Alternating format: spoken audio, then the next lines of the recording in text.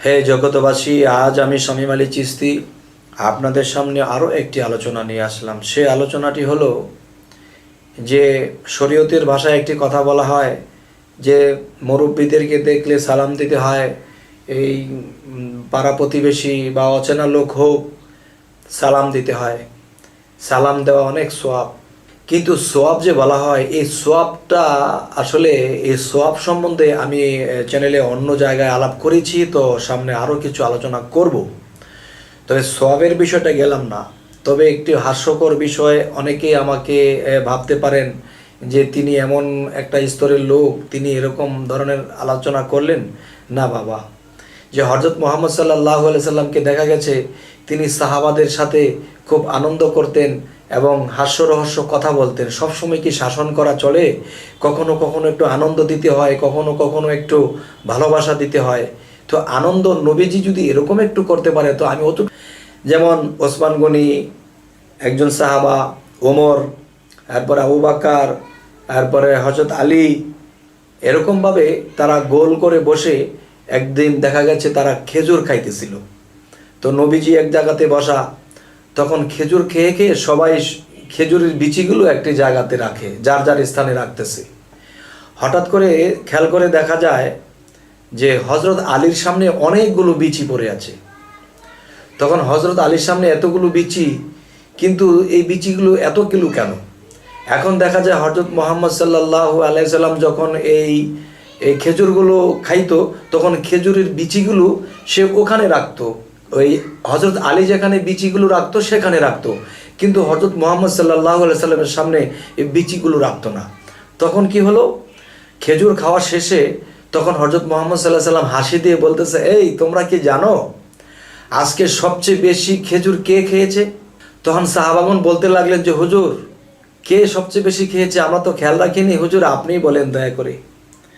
তখন হুজুর হেসে হেসে বলছে, যার সামনে বেশি বিচি সেই বেশি খেজুর খেয়েছে। তখন সবাই দেখলো যে হযরত আলীর সামনে বেশি বিচি পড়ে আছে। তখন হযরত মুহাম্মদ সাল্লাল্লাহু আলাইহি সাল্লাম বললেন যে দেখো, যার সামনে বিচি বেশি সেই তো বেশি খেয়েছে। তখন সাহাবারা দেখতে পাচ্ছে যে হযরত আলীর সামনে বেশি বিচি।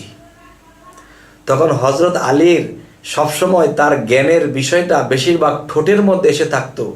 তিনি হেসে হেসে বললেন যে দেখো, আমার বাপদাদারা আমাকে একসময় অনেক খেজুর খাওয়াইছে, তাই আমি খেজুরের বিচিগুলো রেখে রেখে আমি শুধু খেজুরের খোসাটা বা খেজুরটাই খেয়েছি, কিন্তু বিচি খাইনি।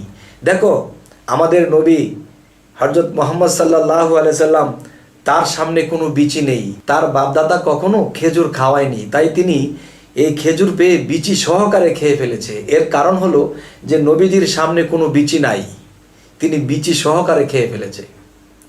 আর আমি, আমার বাপদাদারা খাওয়াইছে, তাই আমি বিচি রেখে রেখে খাইছি, তাই বিচির সংখ্যাটা আমার এখানে বেশি। তো সকলে হেসে দিলেন আর বুঝতে পারলেন যে একজন আনন্দ দিলেন আর তিনিও আনন্দটাকে শেয়ার করে একটু বেশি করে আনন্দ দিলেন। তাহলে বোঝা গেল হযরত মুহাম্মদ সাল্লাল্লাহু আলাইহি সাল্লাম শুধু সাহাবাদেরকে শিক্ষাই দেননি, তিনি আনন্দও করেছেন। তাই আপনাদের সামনে একটু আনন্দ করে একটি কথা বলবো, যে যেমন একটা কথা বলা হয় সালাম দিতে হবে, তবে মুরব্বী আমি দেখেছি তাকে সালাম দিতে হবে, মুরব্বীও তো আমাকে দিতে হবে। অনেকে আছে আমি বসে আছি আমাকে সালাম দেবে, তবে যাই হোক সেখানে গেলাম না। এখন সেটা যাই হোক, তা সেখানে গেলাম না। এখন যে বিষয়টি বলবো সেটি হলো যে সালাম দিলেও মানুষের মন মস্তিষ্ক বুঝেও সালাম দিতে হবে। একজনে জিকিরের হালে আছে, তাকে সালাম দেওয়া যাবে না। একজনে দেখা যায় যে তিনি জঙ্গলের এক কিনারে বসে প্রস্রাবের ভাবে আছে, তাকে সালাম দেওয়া যাবে না। একজনে ধ্যানে বসে আছে, তাকে সালাম দেওয়া যাবে না। কেউ একটু চিন্তিত হয়ে বসে আছে, তাকে সালাম দেওয়া যাবে না। কেননা একদিন একটি ছেলে তার ফ্যামিলির কাছে আদব শিক্ষাছে এবং মানুষকে সালাম দিতে হবে শিক্ষাগুলো পেয়েছে। তখন কি করলেন, হঠাৎ করে গিয়ে তার চাচাকে সালাম দিতে গেছেন। তখন চাচা তো তার চাচির সাথে অনেক রাগান্বিত অবস্থায় তিনি মুখ বেজার করে বারান্দায় বসে আছে। তখন তার ভাতিজা গিয়ে বলতেছে আসসালামু আলাইকুম কাকা যান, কেমন আছেন। এখন সালাম দেওয়া যেরকম, এরকম নিতেও তো হবে। এখন কাকার মন তো ভালো নেই, তখন কাকা বলতেছে ওয়ালাইকুম সালাম না তো কি। তো ওয়ালাইকুম সালাম না তো কি, এই কথাটা কেন বলেছেন? তার মানে সালাম না নিয়েও পারে না, আবার সালাম যে নেবে তার মনও ভালো না। তাই বলি কি, যে এই সালাম জিনিসটা আমাদেরকে বুঝে দিতে হবে, বুঝে নিতে হবে। আজকে এই সালামের বিষয়টা এভাবে গেলাম, কিন্তু সালামের বিষয়টা আরও কিছু বলেছি, তবে সামনে আরও কিছু বলবো। যে সোয়াব, সালাম দেওয়া সোয়াব, আবার কিন্তু পাপও আছে বাবা। এই কথাগুলো আমি পরবর্তীতে ভেঙে বলার চেষ্টা করব। তো আমাদের এই চ্যানেলের কথাগুলো যদি আপনাদের ভালো লাগে অবশ্যই সাবস্ক্রাইব করবেন, আমাদের বাকি ভিডিওগুলো আপনারা পেয়ে যাবেন।